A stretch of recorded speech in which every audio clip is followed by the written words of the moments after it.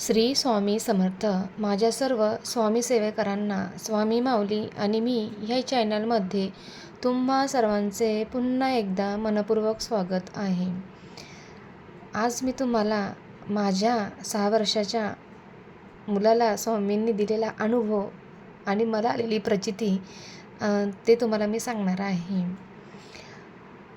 मागच्या गुरुवारी नाईटला संध्याकाळी 2 ते 2:30च्या दरम्यान माझ्या मुलाला इतका भयानक ताप आला की त्याच्या अंगाला हातही लावत नव्हता आणि ते मला त्याच्या अंगाला ताप आला म्हणून त्यांनी मला स्वतः उठवलं. म्हणे, "मम्मी बघ ना गं, मला किती घाम येतो आहे आणि मला किती ताप आलेला आहे."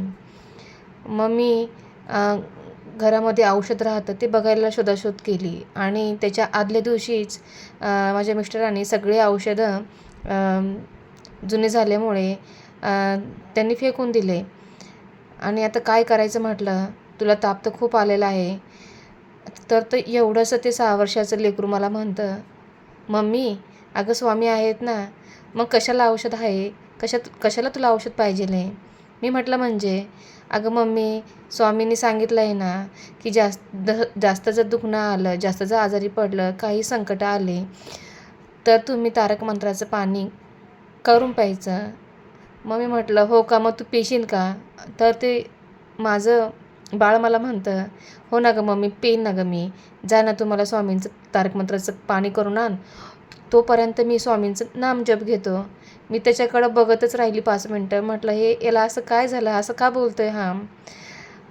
तर दुसरं काही नाही, आपण जे घरामध्ये स्वामी सेवा करतो ते आपले मुलंही बघत राहतात आणि त्यांच्यावरही स्वामींची कृपादृष्टी ही हळूहळू आल्या जाते. आणि नंतर मी स्वामींचं तारक मंत्राचं पाणी करायला गेले आणि तो तसाच बसून स्वामींचं नामजप करत होता. स्वामींचं 3 वेळा बोलून मी तारक मंत्राचं पाणी केलं आणि माझ्या मुलाला घेऊन आली. तोपर्यंत तो डोळे झाकून स्वामी स्वामी असं तो कंटिन्यू बोलत होता. मी त्याच्याकडं तशीच पाणी घेऊन उभी राहिले आणि बघते तर माझ्या मनामध्ये थोडीशी वेगळीच भीती आली. म्हटलं, हा असं का करतोय आज? तर ताप तर जास्तच होता, त्याच्यामुळे मीही जास्त घाबरली. आणि मग त्यांनी डोळे उघडले, म्हणतो, "मम्मी दे ना गं ते स्वामींचं तारक मंत्राचं पाणी."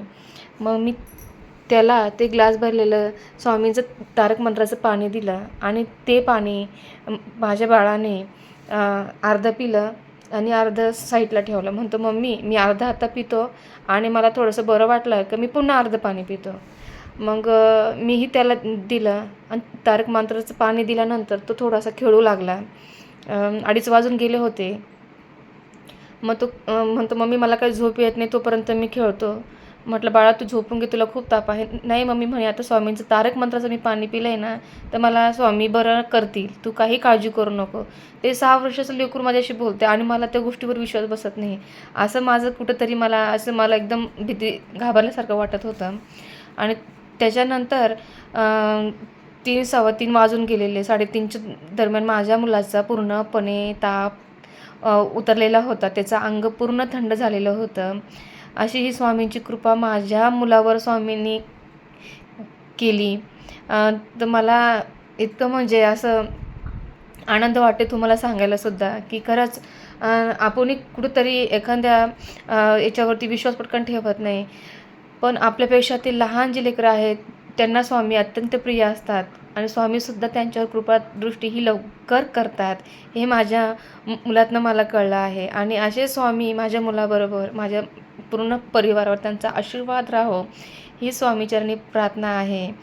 तर असा हा छोटासा अनुभव, म्हणजे छोटा नाही म्हणावं, खूप मोठा अनुभव माझ्या मुलाला आला, तो मला आला. अशी स्वामींची कृपा आम्हा सर्वांवर राहो. तुम्हीही स्वामींची अशी सेवा करा, स्वामी तुम्हाला नक्कीच प्रचिती देतील. असे स्वामी सेवा करा, स्वामी सेवेकरी व्हा. इतकंच मी तुम्हाला सांगू शकते, दुसरं काही सांगू शकणार नाही. आणि सांगतानाही खूप आनंद होत आहे की स्वामी आहे, स्वामीने सांगितलं आहे, "भिवू नकोस, मी तुझ्या पाठीशी आहे." असे आपले सर्वांचे श्री स्वामी समर्थ महाराज नेहमी प्रचिती देतात आणि तुम्हालाही प्रचिती येवो, अशीच स्वामीचरणी प्रार्थना. सर्वांना श्री स्वामी समर्थ, श्री स्वामी समर्थ.